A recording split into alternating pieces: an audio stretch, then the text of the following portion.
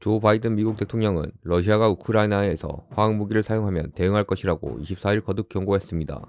바이든 대통령은 이날 벨기에 브뤼셀 북대서양 조약기구 정상회의 현장에서 기자회견을 열어 이같이 말하고 대응의 종류는 화학무기를 사용하는 유형에 따라 달라질 것이라고 설명했습니다. 관련 첩보의 정보 사안을 공개할 수는 없다면서도 만약 그가 사용한다면 우리는 대응할 것이라고 재차 강조했습니다.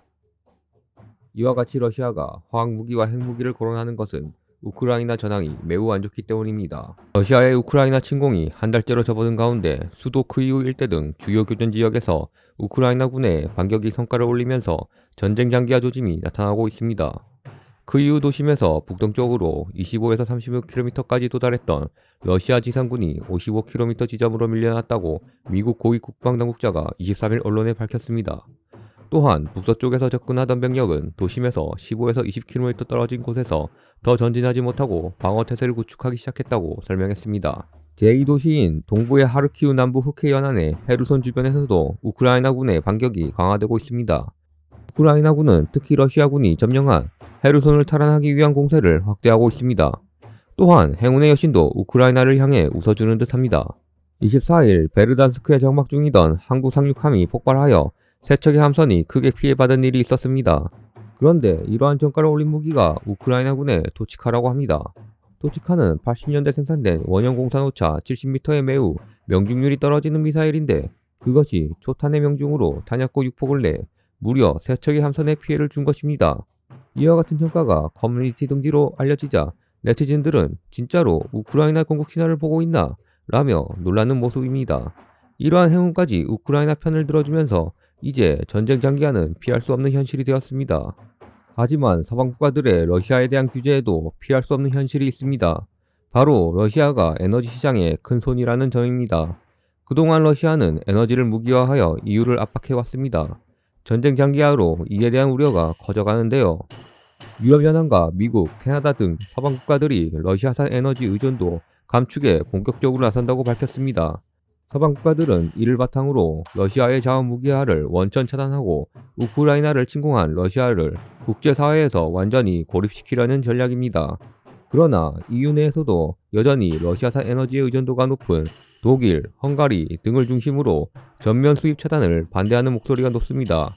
조 바이든 미국 대통령이 밝힌 러시아의 주요 20개국 퇴출 문제도 비서구 국가들이 부정적인 입장을 내비치고 있어 곧바로 현실화되긴 어려울 것이라는 전망도 나오고 있습니다. 이러한 현실 속에서 원전이 대안으로 떠오르고 있습니다. 24일 대외경제정책연구원이 최근 발간한 세계경제 포커스에 실린 우크라이나 사태 관련 EU 제재의 제약 요인과 영향이라는 보고서에 따르면 EU는 이번 우크라이나 사태와 관련해 미국보다 조심스러운 모습을 보인 것으로 분석됐습니다. EU의 주요국뿐만 아니라 동유럽 국가들도 대러 에너지 의존도가 매우 높아 미국 주도 대러 에너지 제재 동참에 따르는 비용이 매우 크기 때문입니다. EU의 에너지 수입에서 러시아산은 2019년 기준 원유 26.9%, 석탄 46.7%, 천연가스 41.2%로 매우 큰 비중을 차지합니다. 독일은 2020년에만 전체 천연가스 수입량의 절반을 러시아산 PNG로 조달했습니다. 동유럽 국가들 중에서도 라트비아 93%, 불가리아 77%, 폴란드 40% 등이 대러 천연가스 의존이 매우 크고 탈원전을 강력하게 추진하고 있는 독일은 대러 천연가스 의존을 단기간에 현저히 개선하기 어렵기 때문에 대러 에너지 제재에 소극적인 것으로 분석됐습니다.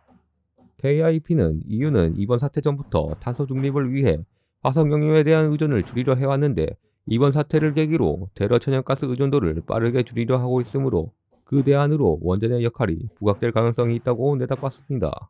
이러한 기조 속에 우리나라의 역할이 부각될 수 있을 것으로 보입니다. 전 세계에 원전을 100% 생산할 수 있는 나라는 손에 꼽습니다. 그 중에 러시아도 포함되어 있었는데 러시아는 지금 규제를 받고 있습니다. 최근 8조 원 규모의 체코 신규 원전 사업 입찰이 공식 개시되었습니다.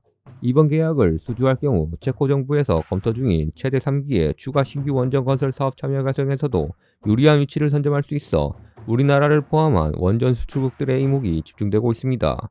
우리나라와 경쟁하는 국가는 미국과 프랑스입니다. 한수원은 체코 프라하에서 체코 정부 인사 및 원전 관련 공급사 등 200여 명이 참석한 가운데 APR1000 공급자 심포지엄을 개최했습니다. 또한 체코전력공사와 원전 운영 및 정비, 건설, 시운전, 소형 모듈 원자로 개발, 등의 분야에서 상호 협력하는 내용의 양해각서도 체결했습니다. 3세대 원전의 단점을 커버해줄 4세대 소형 모듈 원자로 개발은 탄소 중립을 실현해줄 신기술로 주목받고 있습니다. 또한 우리나라가 충분한 여력이 있는 나라인 만큼 기술 개발 이후 기술을 도입해줄 나라들을 미리 선점해 놓는다면 대량 생산으로 가격 경쟁력에서도 우위를 가져 이 분야에서 크게 앞서 나갈 수 있는 발판이 되는 것입니다. 해당 기술이 국책사업으로도 거론되고 있는 만큼 좋은 결과를 얻었으면 하는 바람입니다. 이상으로 뉴스를 마치겠습니다. 감사합니다.